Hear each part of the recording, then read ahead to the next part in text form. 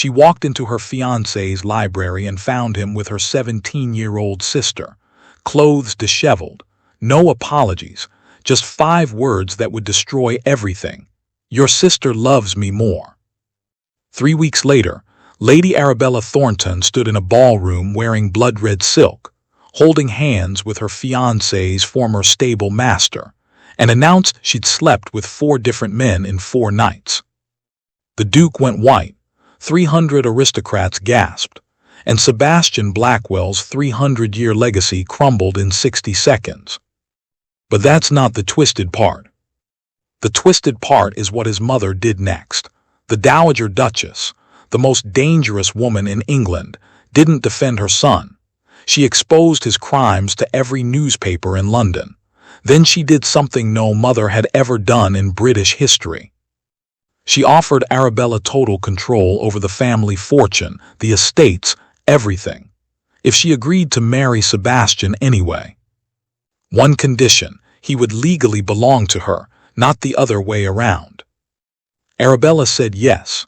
And what happened in that marriage? The brother locked away for 20 years, the 6 other victims, the truth about why Sebastian became a monster. Nobody saw it coming. Stay with me, because this isn't a revenge story. It's so much darker than that.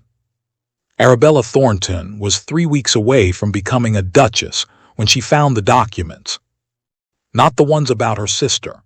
Those came later in the library with Sebastian's cruel smile and Catherine's tears. No, first came the ledger, hidden in Sebastian's study. Payments to families who'd suddenly vanished from London. Settlements to young women whose names she recognized from society pages before they disappeared. 6 names, 6 girls, all gone. But she didn't understand what she was looking at. Not yet. She just knew something was wrong, the way you know a room's been searched even when everything looks untouched. Then came the surprise visit to Ashford Manor. She'd brought him books, first editions he'd been hunting for months. She was going to surprise him, see his face light up the way it used to when they first met, back when she thought Sebastian Blackwell was the answer to every prayer she'd whispered into the dark. The butler wasn't there. The staff was scattered, so Arabella walked through the garden entrance Sebastian had shown her. Our secret door, he'd called it, kissing her temple, and climbed the stairs toward his private wing. Voices drifted from the library, Sebastian's deep laugh, and another voice, lighter, younger, achingly, impossibly familiar. The door was cracked open. What Arabella saw froze her blood solid. Catherine, her baby sister, 17 years old, supposed to be in London with their mother. Instead here, in Sebastian's library, on the leather sofa where Arabella herself had sat 100 times. Catherine's dress was torn at the shoulder. Sebastian's shirt was unbuttoned. His hand was on her sister's wrist, gripping hard enough to leave marks. And when they saw Arabella standing there, books falling from her hands and hitting the floor like gunshots, Sebastian smiled. Not embarrassment, not shame. He smiled like he'd won something. "Arabella," he said, voice smooth as poison, "you're early." Catherine's face was chalk-white, tears streaking down her cheeks, but she didn't speak, just stared at Arabella with an expression that looked like drowning. "How long?" Arabella's voice came from somewhere outside her body. Sebastian stood slowly, adjusting his clothing with deliberate leisure. "Does it matter? Though if you must know, since the engagement party, right under your nose, actually, I rather enjoyed that." The words were designed to shred, and they did. "She's 17. Old enough." He was walking toward her now, each step calculated. "And honestly, Arabella, much more grateful than you've been lately. All your talk about women's education, changing laws, using my influence for your little reforms, it's exhausting. Catherine understands what a wife's role actually is." Arabella looked past him to her sister, searching for explanation, for context, for anything that made this nightmare make sense. That's when she saw them clearly. The bruises on Catherine's wrists, fresh ones dark purple and older ones yellowing at the edges. This wasn't the first time, wasn't even the second. "Catherine," Arabella's voice cracked. Catherine opened her mouth, closed it, fresh tears spilled over. "Your sister came to me with a problem," Sebastian said, his tone almost bored now. "Gambling debts, quite substantial ones actually. I offered to help. She offered appropriate gratitude." It was a lie. Arabella could see it in Catherine's eyes, in the way her sister's hands trembled. But who would believe a 17-year-old girl over the Duke of Ashford? "Get out." Sebastian's voice turned sharp as broken glass. "Go back to London. I'll send word about postponing the wedding while we handle this quietly." "Postponing?" "Of course. We'll still marry Arabella, but Catherine needs to disappear for a while. Perhaps a convent in Scotland. And you need to understand how things work in marriages of our class. What I do with my time is my concern. Your job is to smile, produce heirs, and maintain appearances." He said it like he was explaining something obvious to a slow child. "Unless you want a scandal that destroys your father's career and your sister's future. Because if word spreads that Catherine seduced her sister's fiancé, tried to steal a duke 3 weeks before his wedding." He let the threat hang. Arabella understood perfectly. In their world, Catherine would be branded a whore. The Thornton family would be disgraced. Sebastian would be pitied as a victim of feminine wiles. And there was nothing, absolutely nothing she could do about it. Except Arabella Thornton looked at the man she'd planned to marry. The man she'd trusted with her dreams, her future, her whole heart. She looked at him standing there so confident in his power, so certain the world would bend to protect him because it always had. And she made a decision that would burn both their lives to ash. She picked up the book she'd dropped, met Sebastian's eyes with something cold and sharp blooming in her chest. "You're right," she said quietly.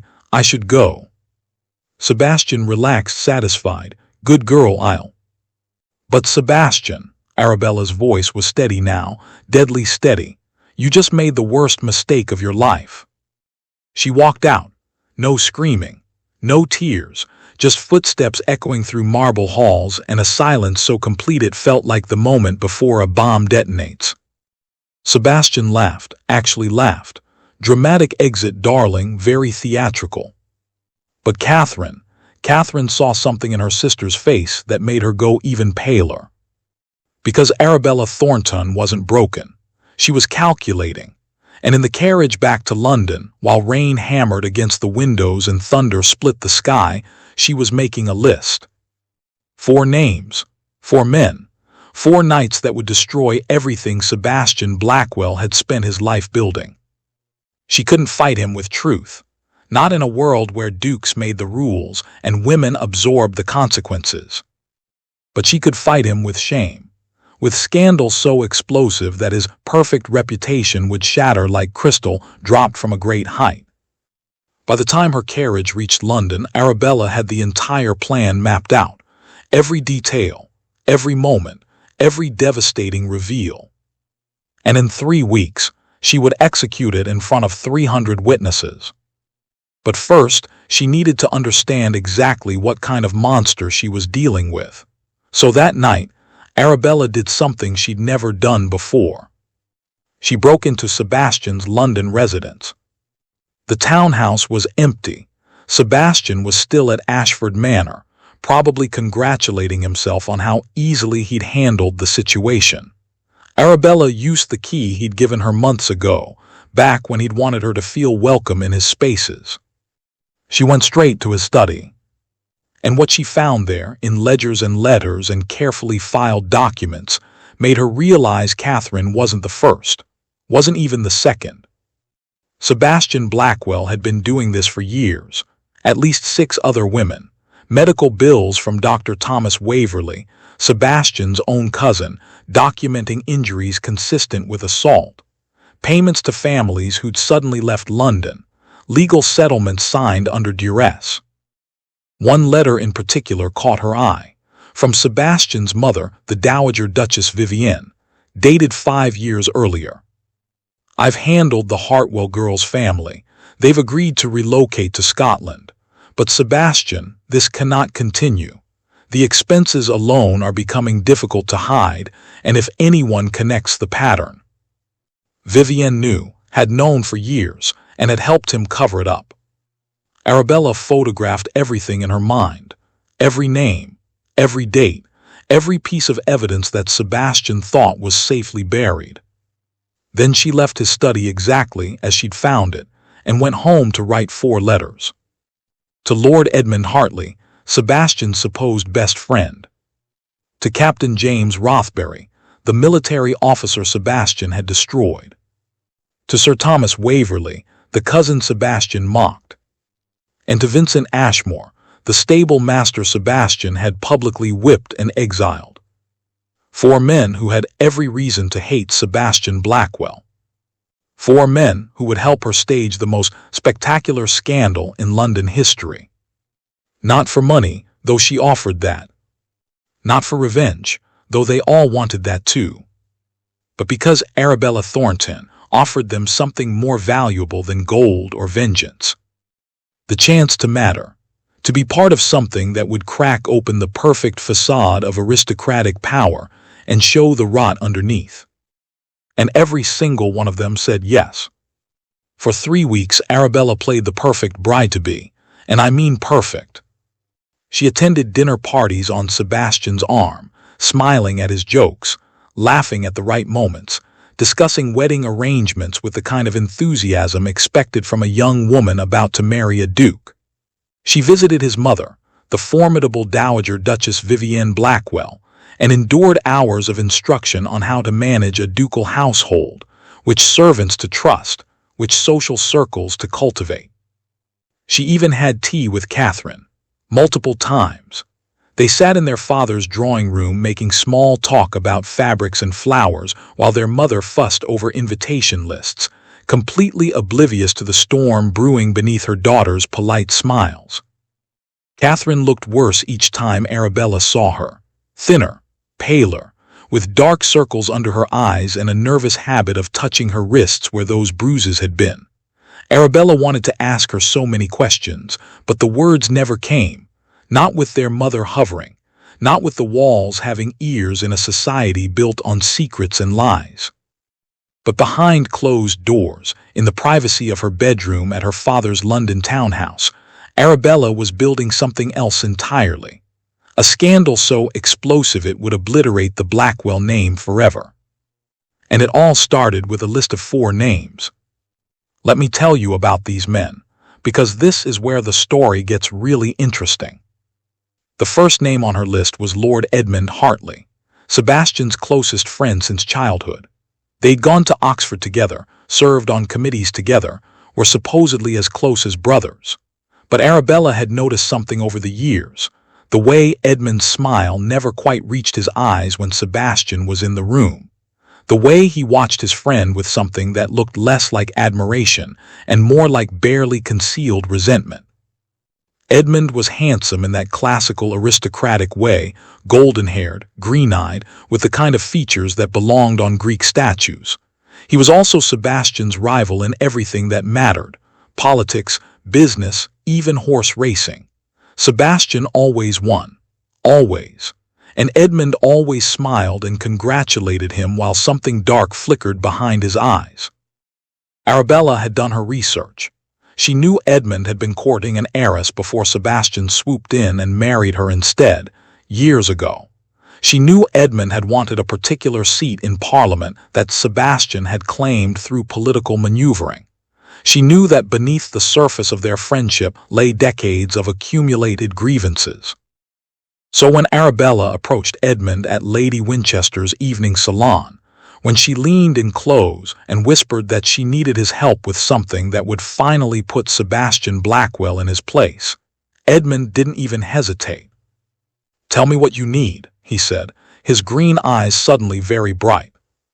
The second name was Captain James Rothbury, a decorated military officer, scarred from years of service in the Peninsula War, with a limp from a battle injury and a reputation for absolute integrity. He was also the man Sebastian had publicly humiliated 2 years prior. Rothbury had accused Sebastian of profiting from military supply contracts through unethical means, buying inferior equipment that got soldiers killed while pocketing the difference. He'd brought evidence before a military tribunal, but Sebastian had connections everywhere, witnesses who suddenly changed their testimony, documents that mysteriously disappeared. Rothbury had been labeled a disgruntled troublemaker and quietly forced to retire from service. He now lived in London on a modest pension, his reputation in tatters, his career destroyed. Arabella found him in a gentleman's club on the wrong side of town, drinking cheap whiskey and looking like a man who'd lost everything worth living for. "I want to help you destroy him," Arabella said simply, sliding into the chair across from him. Rothbury looked at her for a long moment, this proper lady in an improper establishment. Then he smiled. And it was a smile that knew all about rage and betrayal, and the burning desire for justice. "I'm listening," he said. The third name was Sir Thomas Waverley, Sebastian's own cousin. 10 years older than Sebastian, with graying hair and laugh lines around his eyes, Thomas had always been the family disappointment. He was a second son who'd gone into medicine instead of politics, who'd married for love instead of position, who'd spent his inheritance funding hospitals for the poor instead of expanding the family estates. Sebastian had mocked him for years, called him weak, sentimental, a waste of the Blackwell name. At family gatherings, Sebastian would make cutting remarks about Thomas's profession, playing doctor with the unwashed masses, while Thomas sat quietly and took it, too kind to fight back. But Thomas wasn't weak, he was decent, and in Sebastian's world, decency was the greatest weakness of all. When Arabella told Thomas what she needed, that she needed him to be seen with her, to dance with her, to let society believe they'd spent a night together, Thomas understood immediately what it would cost him. His medical career, his reputation, everything he'd built outside the Blackwell shadow. "He hurt someone, didn't he?" Thomas asked quietly.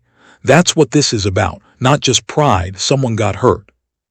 Arabella didn't answer directly, but Thomas saw something in her eyes that made him nod slowly. "Count me in," he said. "It's past time someone stood up to him." The fourth name, though. The fourth name was the nuclear option. Vincent Ashmore. Vincent had been Sebastian's stable master until 6 months ago. He was tall, broad-shouldered, with working man's hands and eyes the color of autumn leaves. He'd grown up on the Ashford estate, the son of the groundskeeper, and had an almost supernatural gift with horses. Sebastian's prized stallions, the ones worth small fortunes, only responded to Vincent's touch. But Vincent had made a mistake. He'd witnessed something he wasn't supposed to see, Sebastian with a chambermaid, forcing himself on her despite her protests. And when Vincent had intervened, when he'd physically pulled Sebastian off the terrified girl and told him to leave her alone, Sebastian had been furious. The next day, Vincent was accused of theft. Some jewelry had gone missing, and suddenly witnesses were saying they'd seen Vincent near the Duchess's chambers. He was stripped of his position, publicly whipped in the village square, a practice that was technically illegal but still happened on private estates, and driven out with nothing but the clothes on his back.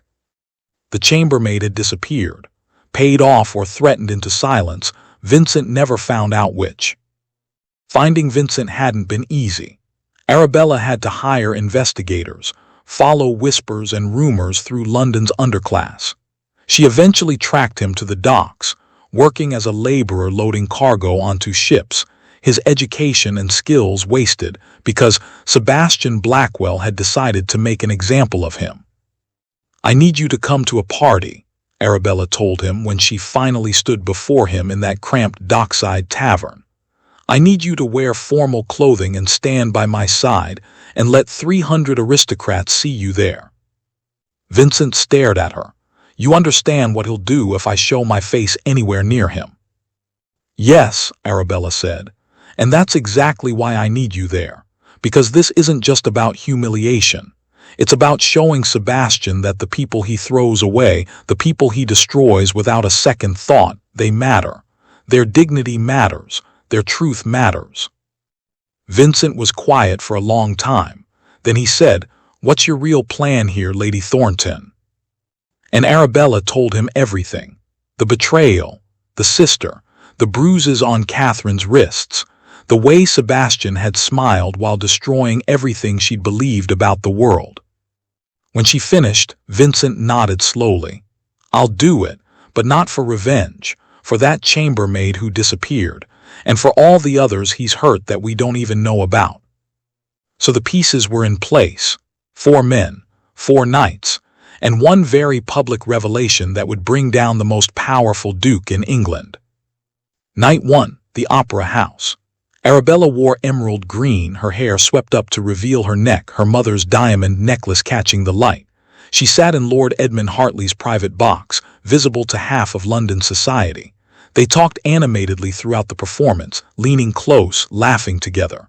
At intermission, they disappeared into the box's private alcove. They were gone for 20 minutes, long enough for speculation to catch fire through the audience like a lit fuse. What actually happened in that alcove? Edmund told her about his childhood, about growing up in Sebastian's shadow, about all the small cruelties that had accumulated over decades. And Arabella told him about Catherine's bruises.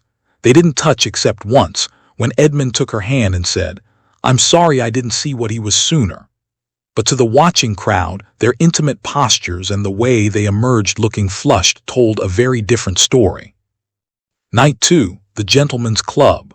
Captain James Rothbury in full military dress uniform, his medals gleaming, standing outside the club that had once barred him entry after Sebastian's accusations. Arabella arrived in a hired carriage, her face obscured by a veil. They entered together. They stayed for 3 hours, and when they left at midnight, Rothbury's hand was at the small of her back, and Arabella's head was resting momentarily against his shoulder. What actually happened? They sat in a private room and Rothbury told her about the soldiers who died because of faulty equipment, about the families destroyed because Sebastian had needed to make another £1,000. They toasted the dead with expensive brandy.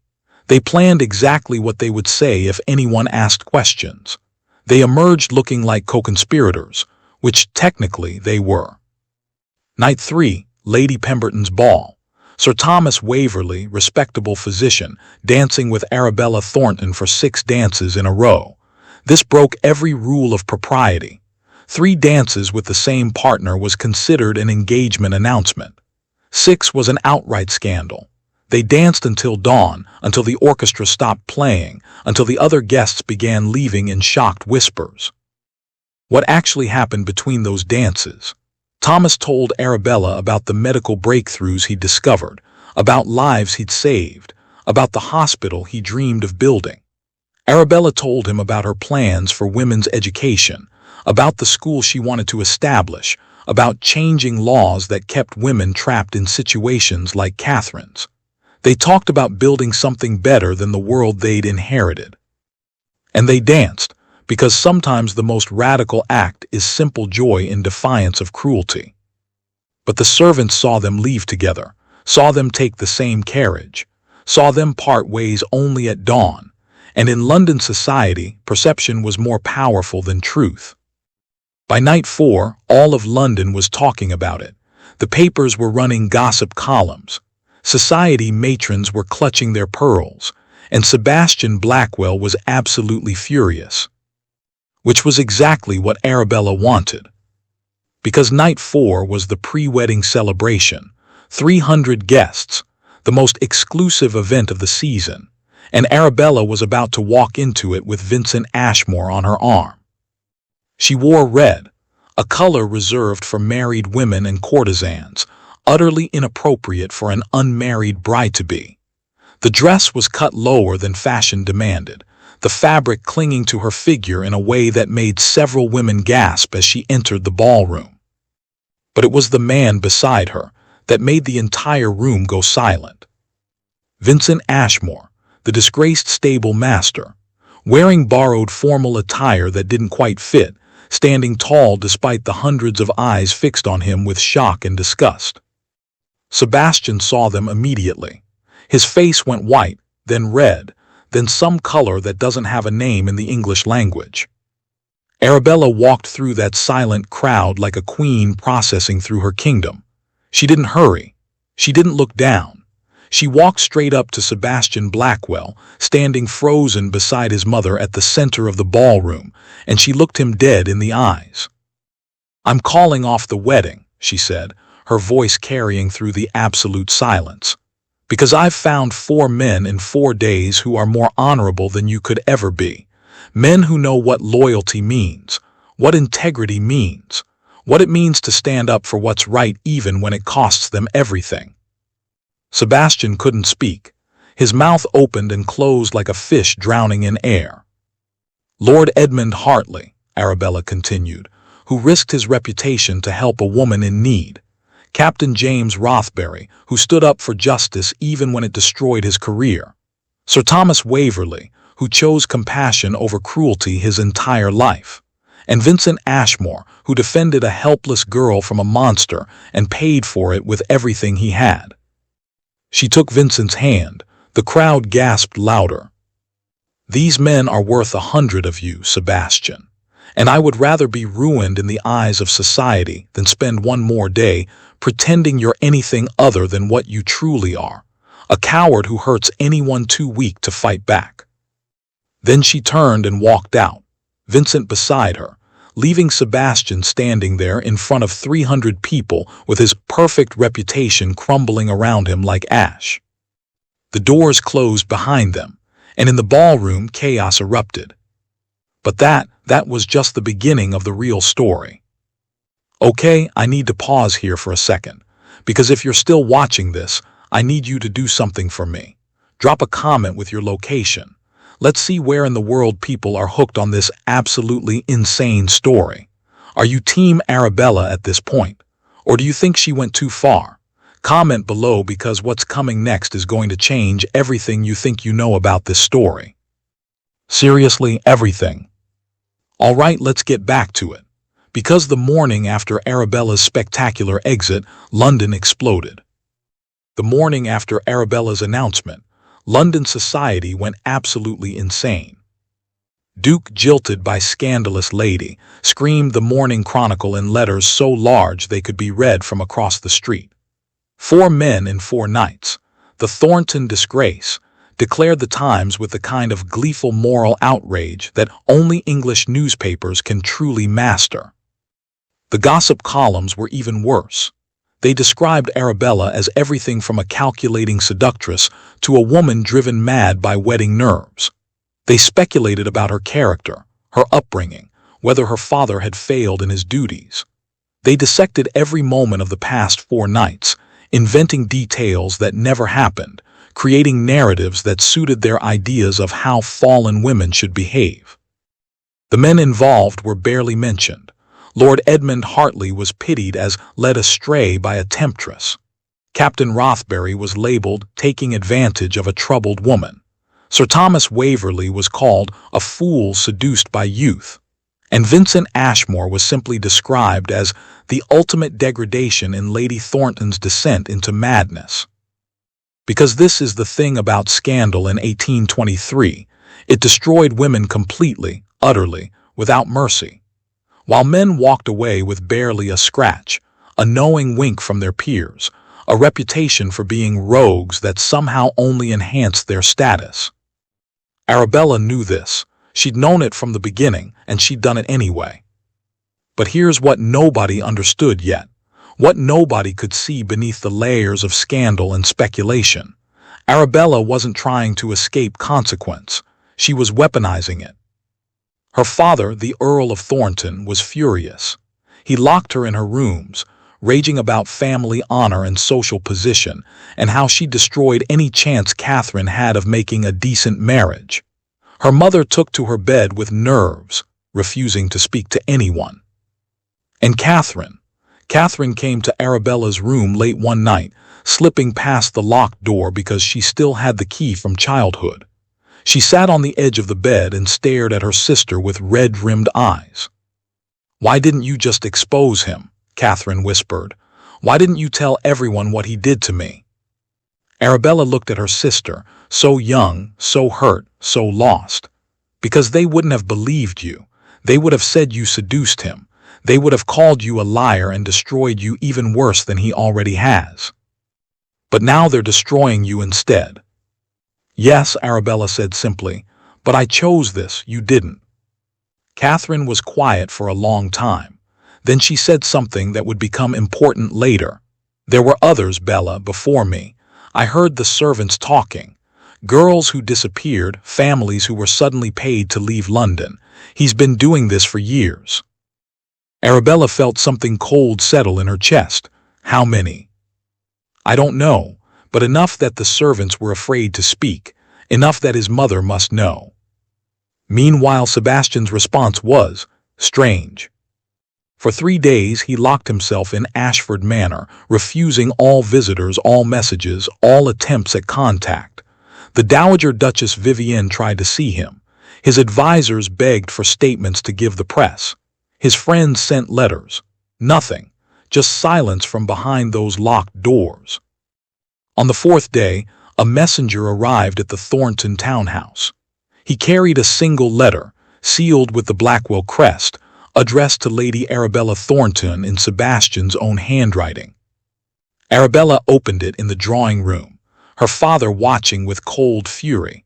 Her mother finally emerged from her room to witness this latest humiliation. The letter contained 3 sentences. "Despite everything, I still wish to marry you. Name your terms. I will sign in blood if you require it." And attached to the letter, a formal proposal of marriage, written on expensive parchment, signed in what appeared to actually be Sebastian's blood. The room went silent. "He's mad," Arabella's father said finally.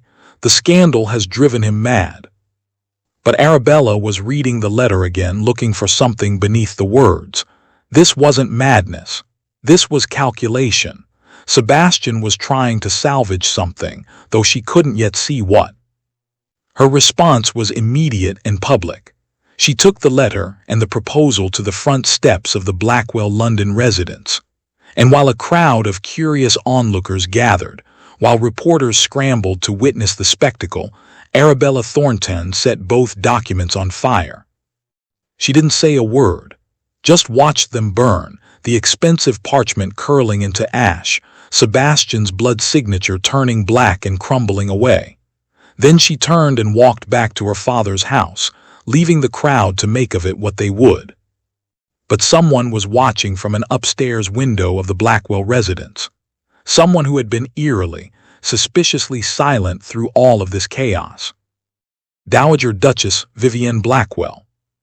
Vivienne was 63 years old and had spent 40 of those years building the Blackwell reputation into something unassailable. She'd survived court intrigue under 3 different monarchs. She'd navigated political scandals that would have destroyed lesser families. She'd turned the Blackwell name into something that opened doors, commanded respect, wielded real power in the corridors that mattered. She was tall, imposing, with iron-gray hair always perfectly arranged, and eyes that missed nothing. People said the king himself sought her counsel on delicate matters. People said she could end a political career with a single cutting remark at the right dinner party. People said she was the most dangerous woman in England because she controlled everything from the shadows and nobody ever saw her coming. And through 4 nights of scandal and 1 spectacular pre-wedding disaster, she hadn't said a word publicly, hadn't issued statements, hadn't tried to salvage her son's reputation, had just watched it all unfold with those cold, calculating eyes. Now, watching Arabella burn Sebastian's proposal in the street, Vivienne made a decision. She called for her investigator, a man named Thornton Reed who specialized in finding truths that people desperately wanted buried. Reed was expensive, discreet, and utterly ruthless in his pursuit of information. He'd worked for the Blackwells for 20 years, digging up secrets on political rivals, business competitors, anyone who threatened the family's interests. "I need you to investigate Lady Arabella Thornton's 4 nights," Vivienne told him. "And I need the absolute truth, not what society thinks happened, what actually happened." Reed returned 3 days later with a report that changed everything. Lord Edmund Hartley had been paid exactly £500 the day after the opera, deposited directly into his account from an untraceable source. The timing was too perfect to be coincidence. Captain James Rothbury had suddenly acquired enough money to clear his debts, exactly 2 days after his night with Arabella at the Gentlemen's Club. His creditors had stopped demanding payment. He'd moved from his shabby rooms to a modest but respectable apartment. Sir Thomas Waverley had received a mysterious inheritance from an unknown benefactor the week after Lady Pemberton's ball, an inheritance large enough to fund the hospital he'd been dreaming of building. And Vincent Ashmore, he disappeared completely, vanished from the docks where he'd been working, from the tavern where he'd been living. Nobody had seen him since the night of the pre-wedding celebration. It was as if he'd never existed. Vivienne read the report 3 times. Then she did something she rarely did. She smiled. "She staged it," Vivienne said softly. "The entire scandal was theater." Reed nodded. "The question is why, Your Grace, and where did she get the money? The Thornton family is comfortable but not wealthy enough for those kinds of payments." That was the question, wasn't it? Where had Arabella gotten the resources to pull off such an elaborate revenge scheme?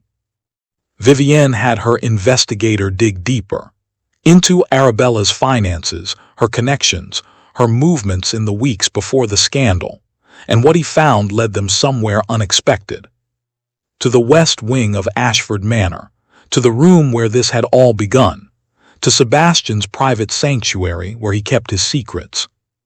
Vivienne traveled to the manor herself, something she rarely did. She walked through those corridors she knew so well, past servants who looked at her with something like fear, and opened the door to her son's private library. What she found there would haunt her for the rest of her life. Documents, ledgers, letters, all carefully organized, all meticulously detailed. A record of payments made to families who'd suddenly left London. Settlements given to young women who then disappeared from society, legal documents signed under duress, threats made, bribes paid. Her son hadn't just hurt Catherine Thornton. He'd been doing this for years, systematically, methodically. At least 6 other women that Vivienne could identify from the papers, and probably more whose records he'd been careful not to keep. And the amounts of money involved, they were staggering. Sebastian had been draining the family fortune to cover his crimes, to pay off witnesses, to silence victims. But there was more. A letter, tucked into the back of one ledger, in handwriting Vivienne didn't recognize. It was addressed to Sebastian, dated 3 weeks before the cancelled wedding. "I have copies of everything," it read. "Every payment, every settlement, every girl you've hurt. If you marry my sister, I will expose all of it. If you harm her in any way, I will expose all of it. Your choice." It was signed Catherine Thornton. Vivienne sat down heavily in Sebastian's chair. The pieces were falling into place now, creating a picture that was far more complex than simple revenge. Catherine hadn't been a victim seduced by Sebastian. She'd been bait in a trap. The confrontation Arabella had witnessed in this very library, it had been staged, carefully, deliberately, to give Arabella exactly the motivation she needed to do something drastic. But why? Vivienne found the answer in another document, this one hidden inside a book on the shelf. Medical records from Dr. Thomas Waverley. Records documenting injuries consistent with assault on multiple young women, all treated privately, all paid for by the Blackwell family. Thomas had been keeping evidence, building a case, waiting for the right moment to act. And Arabella, she'd given him that moment. She'd turned herself into the scandal that would make people pay attention, that would make them ask questions, that would crack open the perfect facade Sebastian had built around his cruelty. Vivienne understood now what Arabella had actually done. She hadn't destroyed her own reputation out of wounded pride or emotional breakdown. She'd sacrificed herself deliberately, making herself so scandalous that society would look at Sebastian with suspicion instead of sympathy. She'd made it possible for other victims to come forward without being dismissed as gold diggers or liars. It was brilliant, ruthless, and it meant that Arabella Thornton was far more dangerous than anyone had realized. Vivienne returned to London with a choice to make. She could protect her son, use her considerable power to salvage his reputation and silence the growing whispers. She could deploy her investigators to discredit Arabella, to make her scandal seem like nothing more than hysteria and manipulation. Or she could do something unprecedented. Vivienne Blackwell had spent 40 years building power. She'd made compromises, stayed silent about things that made her uncomfortable, protected her family's reputation above all else. She told herself it was necessary, that this was how the world worked, that women in her position survived by being pragmatic rather than principled. But sitting in that library, surrounded by evidence of her son's systematic cruelty, she realized something. She'd become complicit. She'd known something was wrong, had seen the signs, heard the whispers, noticed the sudden disappearances of young women from their social circle. And she'd chosen not to look too closely because the truth would have been inconvenient. The Dowager Duchess made her decision. But nobody, not Arabella, not Sebastian, not anyone in London, could have predicted what she was about to do. On November 15th, 1823, the Dowager Duchess Vivienne Blackwell did something no woman of her status had ever done in the history of English aristocracy. She called a press conference. Not a quiet statement released through intermediaries, not a carefully worded letter to select newspapers. A full, public gathering of every major newspaper in London, every gossip columnist, every society reporter who'd been salivating over the Thornton-Blackwell scandal for weeks. They gathered in the grand ballroom of the Blackwell London residence, confused and curious. The Dowager Duchess never spoke publicly. She wielded power from the shadows, through whispers and implications and carefully placed words at dinner parties. This was completely out of character.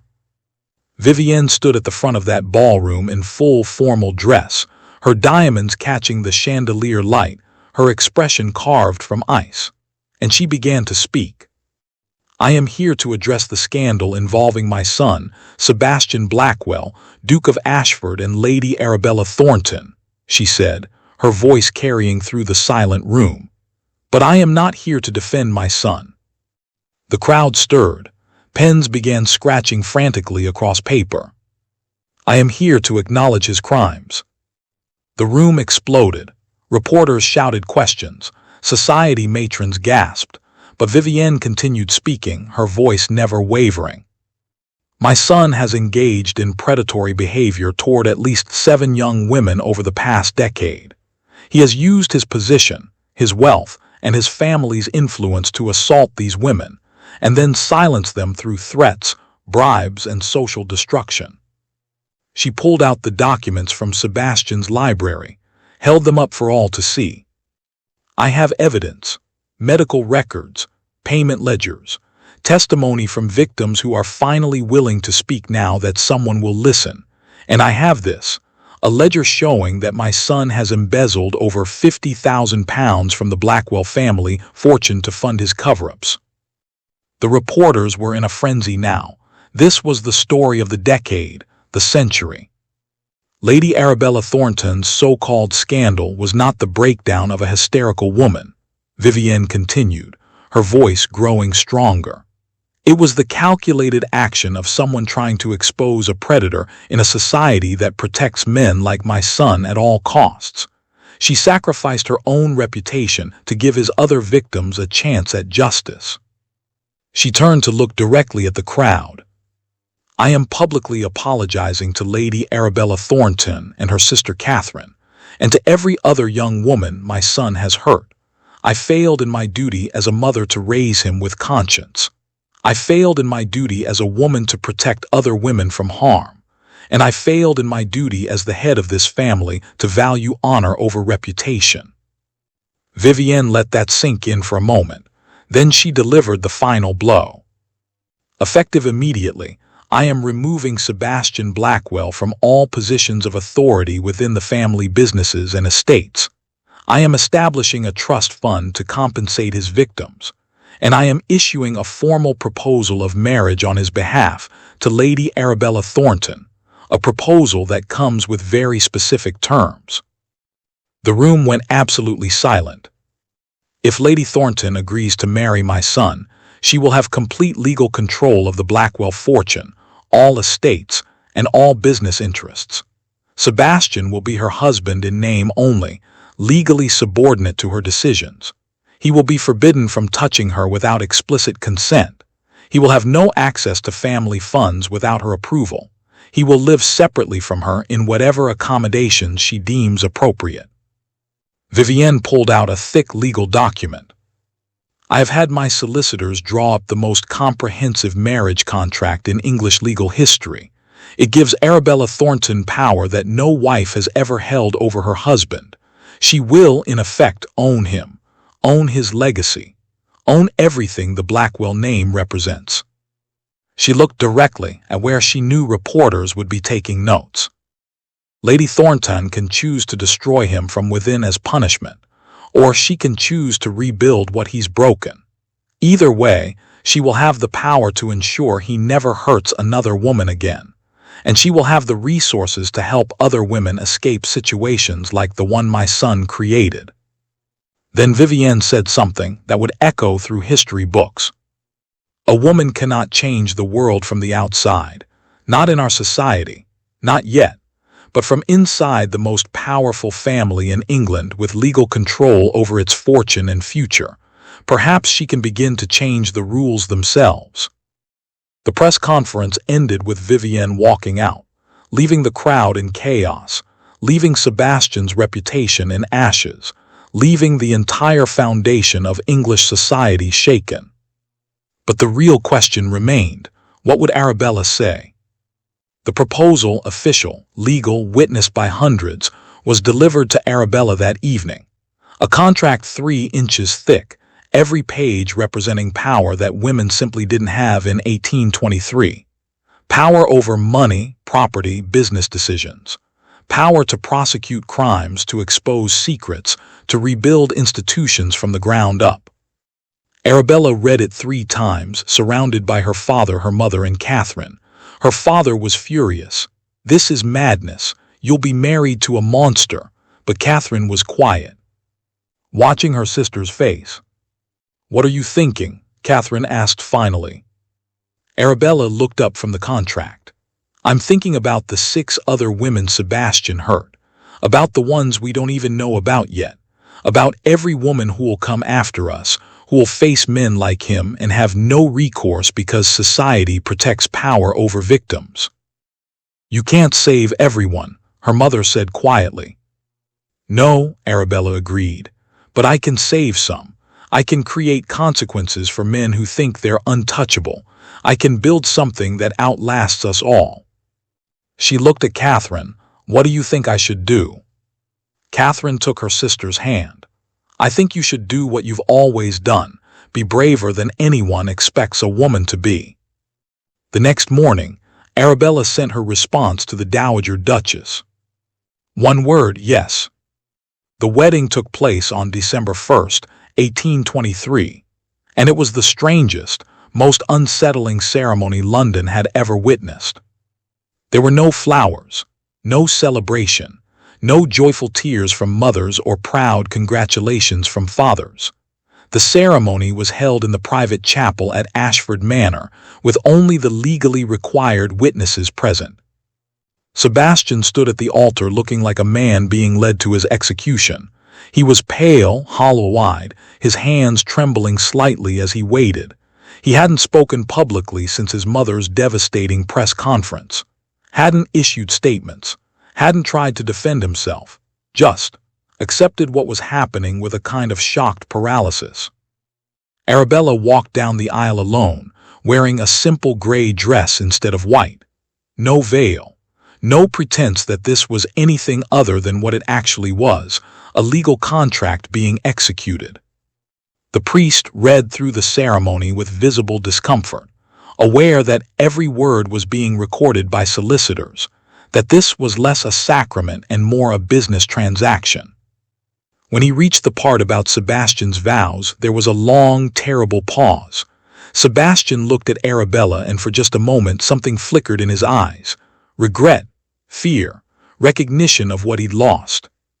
"I do," he said finally, his voice barely audible. Arabella's response was clearer, stronger. "I do." The rings were exchanged. The papers were signed. And Arabella Thornton became the Duchess of Ashford, one of the most powerful women in England. The marriage contract was revolutionary. Vivienne's solicitors had spent weeks crafting it, using every legal loophole and precedent they could find. It gave Arabella things that wives simply didn't have. Complete financial control. Sebastian couldn't access family funds without her written approval. She controlled all investments, all property decisions, all business ventures. Legal authority. She could make decisions about the estates, hire and fire staff, change policies without Sebastian's input. Physical autonomy. The contract explicitly stated Sebastian could not touch her, enter her private rooms, or make any demands on her person without her explicit, witnessed consent. Social independence. She could go where she wanted, see whom she pleased, make whatever public appearances she chose without his permission. And perhaps most revolutionary, she had the right to prosecute him for any crimes he committed, past or present, without fear of legal retaliation. It was, in essence, a cage built around Sebastian Blackwell, using the very laws and systems he'd used to hurt others. He was legally her husband, but functionally her prisoner. After the ceremony, there was no reception, no celebration. Arabella simply moved into the Duchess's quarters in the east wing of Ashford Manor. Sebastian was confined to the west wing, the same wing where he'd kept his secrets, where he'd hurt Catherine, where his entire web of cruelty had been spun. It was poetic justice, or perhaps just justice. The distinction didn't matter anymore. But here's where the story takes another turn. Because 3 months into this strange, hostile marriage, Arabella discovered something that would change her understanding of everything. She was reviewing the family's financial records. Sebastian's solicitors had been reluctant to turn them over, but the marriage contract gave her absolute authority when she noticed a pattern. Large payments made at regular intervals to a private sanatorium in Scotland. The payments had been going on for 20 years, since Sebastian was 8 years old. Curious, Arabella traveled to Scotland herself, using her authority as Duchess to demand access to records. What she found there made her physically ill. The sanatorium wasn't for Sebastian. It was for his younger brother, Julian. A brother nobody had told Arabella existed. Julian Blackwell was 5 years younger than Sebastian, born with what the doctors at the time called fits, what we might now recognize as epilepsy. In 1803, when Julian was born, such conditions were shameful, hidden away, considered evidence of weak bloodlines or moral failing. So Vivienne and her husband had done what aristocratic families often did. They'd sent Julian away, locked him in a private facility where he'd spent his entire life, hidden from society, erased from family records. And Sebastian had worshipped his little brother, had spent his childhood visiting Julian in secret, bringing him books and toys, telling him about the outside world, until the day their father discovered it and forbade Sebastian from ever seeing Julian again. The solicitor at the sanatorium, an elderly man who'd been managing the account since Julian's placement, told Arabella something that shattered her certainty about everything. "The Duke came to visit once," the solicitor said. "About 8 years ago. He tried to bring Julian home, tried to end the placement. But the Dowager Duchess intervened. She said the family's reputation couldn't withstand the scandal of a defective son being acknowledged. And Sebastian, he was furious. It was the only time I ever saw real emotion from him. He said he'd find a way to take control of the family fortune so he could bring Julian home without his mother's permission. Said he'd do whatever it took. Arabella felt something cold settle in her chest. Whatever it took. The embezzlement, the systematic draining of family funds. Sebastian hadn't been spending it all on covering up his crimes. He'd been building a separate fortune, one his mother couldn't control, one he could use to free his brother. It didn't excuse what he'd done, didn't make his victims suffer any less, but it added a layer of tragedy to a story Arabella had thought was simple. She returned to London and confronted Vivienne directly. "You knew," Arabella said. "You knew he was trying to get money to free Julian, and you used that knowledge against him." Vivienne looked at her daughter-in-law with those cold, calculating eyes. "I knew he was embezzling. I didn't know why until recently. But yes, once I understood, I used it. Because his motivations don't erase his actions. He hurt innocent women, Arabella. He traumatized your sister. He destroyed lives. Would you have me excuse that because he loved his brother?"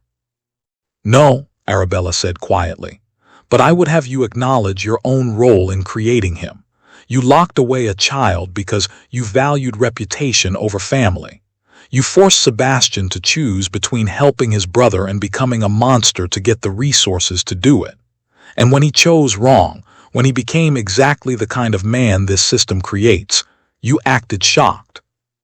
Vivienne was silent for a long moment. "You're right," she said finally. "And that's why I gave you the power to change things. I can't undo what I've done, but perhaps you can build something better." "Starting with Julian," Arabella said. "He's coming home." And he did.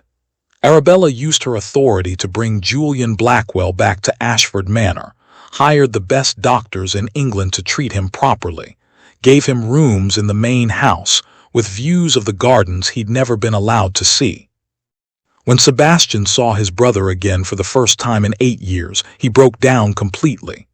Just collapsed in the hallway, sobbing like a child, while Julian, kind, gentle Julian, who'd never been given a chance at real life, knelt beside him and said, "It's all right. I'm here now. You found a way." Arabella watched this reunion and felt something shift inside her. Revenge had felt satisfying. Power had felt necessary. But this moment of someone broken being given back a piece of what they'd lost, this felt like something else entirely. It felt like the beginning of actually changing things. Over the next year, Arabella used the Blackwell fortune exactly as Vivienne had hoped. She compensated Sebastian's victims, not just with money but with access to education, legal support, new opportunities. She funded Thomas Waverley's hospital. She helped Captain Rothbury publish his findings about military corruption, leading to real reforms. She gave Lord Edmund his chance to run for Parliament without Sebastian's shadow blocking him. And Sebastian, he lived in the East Wing of Ashford Manor, forbidden from family business, kept away from positions of power. But he wasn't locked away like a prisoner. Arabella had him work with Julian's doctors, learning about the condition he'd been taught to fear. She had him read accounts from his victims, forcing him to confront the reality of what he'd done. She didn't forgive him, didn't try to redeem him, but she gave him the one thing their society usually denied men of his class: actual consequences and the requirement to change. It wasn't perfect, it wasn't neat, but it was real justice, complicated and costly and better than the alternative. Now here's what I need you to understand about Arabella's story. This wasn't a fairy tale. There was no moment where Sebastian suddenly became good, where victims were made whole, where everything wrapped up nicely with a bow. Arabella sacrificed everything.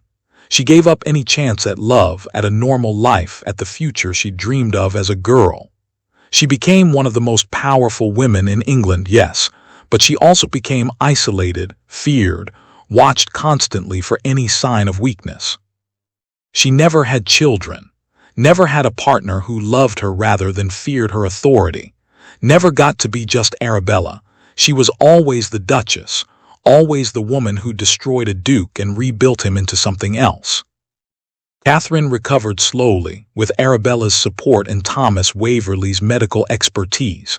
She eventually married a kind man, a scholar with no aristocratic pretensions, and lived quietly in the countryside. But the trauma never fully left her. Some wounds don't heal, they just become part of who you are. The other victims, some thrived with Arabella's support. Others struggled with the weight of going public, with society's judgment even after the truth came out. Because revealing abuse didn't make it hurt less, it just made it visible.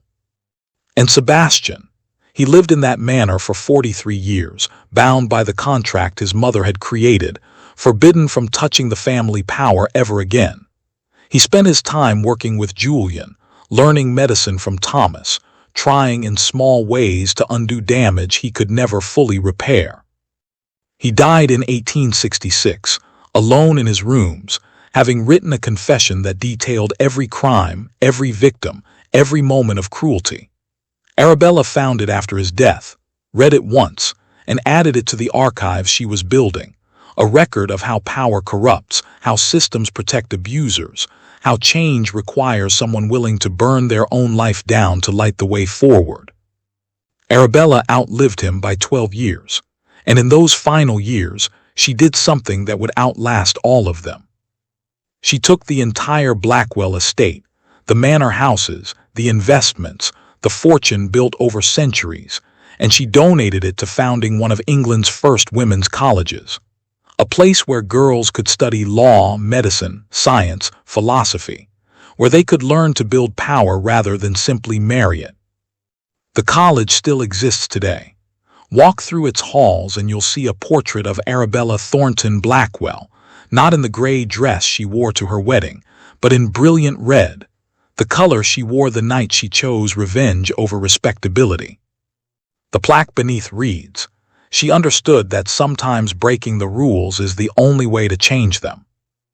Vivienne Blackwell died a year after Sebastian, having watched Arabella transform everything the Dowager had spent her life building into something better, stranger, more radical than she'd imagined possible. Her last words, according to witnesses, were, "I chose well."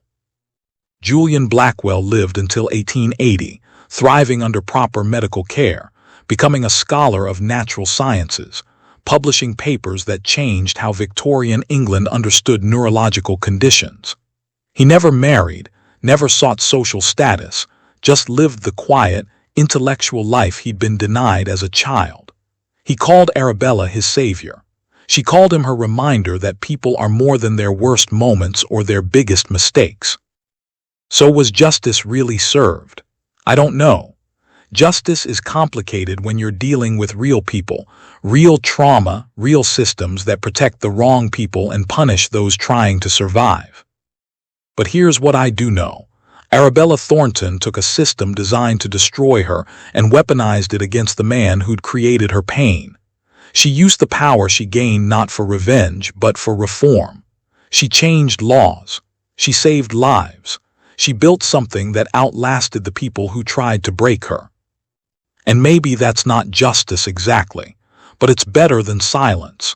It's better than accepting cruelty as inevitable. It's better than believing that power can never be redistributed or reimagined. So here's what I want you to think about as we end this story. Arabella made impossible choices. She traded personal happiness for institutional power. She chose to marry her abuser to gain the legal authority to stop him and help others. She sacrificed romance, family, normalcy, everything society told her she should want for the chance to change the rules themselves. Would you have done it? If you were in her position, facing a man who'd hurt your sister and countless others, in a society that would protect him over you every single time, would you have taken Vivienne's offer? Or would you have walked away, preserved your own peace, and let the Blackwells destroy themselves while you built a different life? Drop your answer in the comments. I genuinely want to know. Because this isn't just historical drama, this is a question that still matters today. How many people are still making Arabella's choice right now? How many women are still trading power for peace, playing by broken rules to fix broken systems? How many are still learning that justice doesn't just happen, it has to be built, piece by piece, sacrifice by sacrifice, by people brave enough to burn their own lives down to light the way forward? Before you go, 3 quick things. 1. If this story moved you, hit that like button. It genuinely helps me bring you more forgotten stories of incredible women from history who refused to accept the world as it was. 2. Drop a comment with your biggest takeaway. Was it about power? About sacrifice? About the cost of changing systems from within? I read every single comment, and honestly, your insights make these stories even richer and help me understand what resonates with you. 3. Subscribe for more true stories of historical romance, scandal, and women who refuse to be forgotten. I'm uncovering stories they didn't teach us in school. Stories of resilience, revenge, reform, and revolution. Stories that prove history isn't just about kings and battles. Sometimes it's about the women who burned down empires while wearing ball gowns. I'm here bringing you these stories because I believe we need them. We need to know that women have always been fighting these battles, making these impossible choices, building change from the wreckage of systems designed to destroy them. Arabella Thornton didn't get a fairy tale ending, but she got something better. She got to change the world. She got to prove that power can be redistributed, that victims can become victors.